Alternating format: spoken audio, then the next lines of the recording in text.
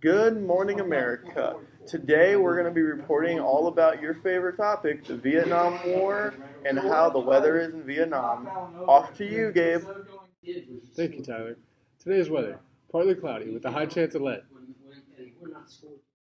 The Vietnam battle has even affected the home front. As you can see from the clips behind me, even some of our own people have taken their own time to protest against us fighting in the Vietnam War. To y'all, I have one thing to say. We need to stop the communism that is spreading around this world and spread our democracy. Democracy is the best way to win world peace.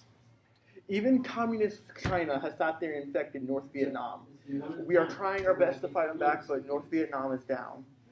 We are right now trying to defend South Vietnam to the best of our capabilities. We are fighting with our democracy allies. We're going to sit there and hold the communist China and the communist Vietnam to our best abilities. The Vietnamese are so unhonorable that they are using dirty tactics to sit there and fight our good U.S. American soldiers. They are using what we are now classifying as guerrilla war tactics. They are hiding in the jungle and ambushing us when we least expect it with booby traps and other unhumane ways of killing our soldiers. Our soldiers have been maimed, wounded, and some of them are out there suffering now from wounds that will probably never heal from. These traps don't even kill, so they don't even have the mercy of death on them. We need to sit there and push back the communists. We need to end this war now. This war has sat there and gone on way too long. It's costing the good American people to spend $150 billion of our U.S. dollars to sit there and push back these communists. We need to sit there and end this war. We need to put a stop to these guerrilla warfare tactics that they are using against us.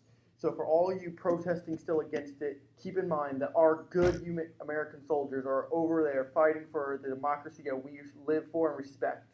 Communism will not spread to the rest of the world. For our viewers who are still not comprehending just how severe this battle has become, we have an explanational video prepared by our editors that can help you understand just how severe the Vietnam War is becoming. Viet Cong guerrilla, the Vietnam War. The Viet Cong were the evolution of the communist Viet Minh guerrillas during the First Indochina War against the French. The country split into the communist-ruled North and the U.S.-backed South under Ngo Dinh Diem. As it became apparent, Diem's government was unpopular. The North Vietnamese government sent former Viet Minh guerrillas to the south along the Ho Chi Minh Trail to aid the struggle for a unified communist Vietnam. These cadres made contact with villagers and talked to the locals in order to gain support for their cause. In 1960, the National Liberation Front, set up as a part of the political arm of the guerrilla movement, calling for the southern Vietnamese to overthrow the camouflage colonial regime of the American imperialists. These cadres recruited guerrilla soldiers from support of local people they found, or in some cases, recruited at gunpoint. The main full-time guerrillas were trained at bases, ready for full-scale combat, while the part-time guerrillas would remain in the villages as militia with basic training. They would provide intel and set booby traps around the perimeter. The Viet Cong guerrilla wore a floppy jungle hat, rubber sandals, and a tunic. Some of the weapons they used were the Soviet SKS carbine semi-automatic rifle, the Soviet 7.62mm AK-47 assault rifle, or its Chinese copy, the Type 56 assault rifle, RPGs, grenades, landmines, and other booby traps. The Viet Cong would raid villages and eliminate government-appointed village leaders. They would ambush the enemy on roads and launch attacks on U.S. military advisors. When the United States sent in its armed forces to prevent the fall of South Vietnam to communist forces, it found the Viet Cong to be a difficult foe. The Viet Cong carried out ambushes and laid booby traps while engaging in close combat firefights to prevent the use of air support by U.S. forces. The Viet Cong guerrilla, meanwhile, in addition to combat with U.S. ground forces, had to endure bombing, napalm, and heavy armed enemy aircraft and helicopters. They also had to endure poisonous reptiles and malaria as well as starvation.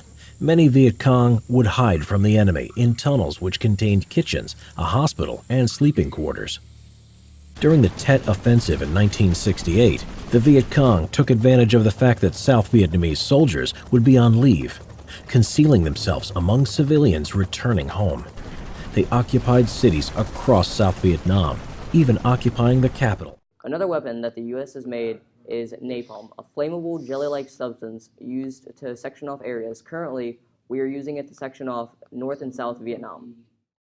Another chemical substance, Agent Orange, dropped over the Vietnam territory, mostly jungles, to kill leaves and other wildlife for the tactical advantage. Thank you for watching today's televised broadcast. And remember, Uncle Sam wants you.